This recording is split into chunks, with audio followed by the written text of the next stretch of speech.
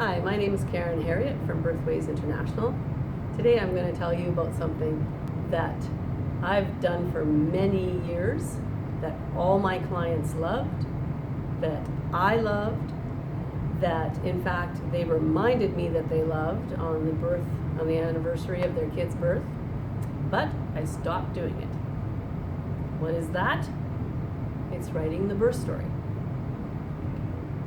I loved doing it because it was a way as a doula that I reached some closure after the birth by writing out. My clients liked it, and they often read that birth story on the anniversary of their children's birth. But I stopped doing it because I had assumed that they would also write their birth story. They just hadn't had time to do it. But then I discovered they weren't writing their birth story.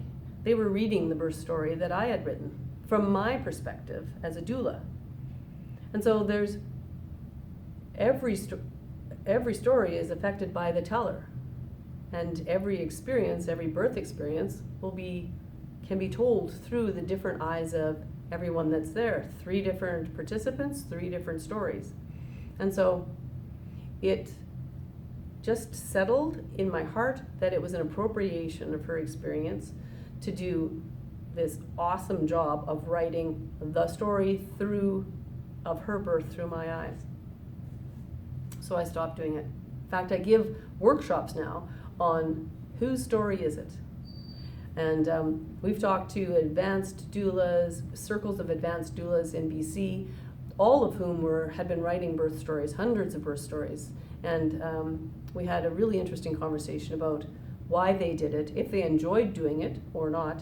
And I just asked them to consider whether they might stop doing it. And I also asked them if they'd written their birth stories of their own births. And we found that they had not. So that's the question. Why aren't women writing their birth stories?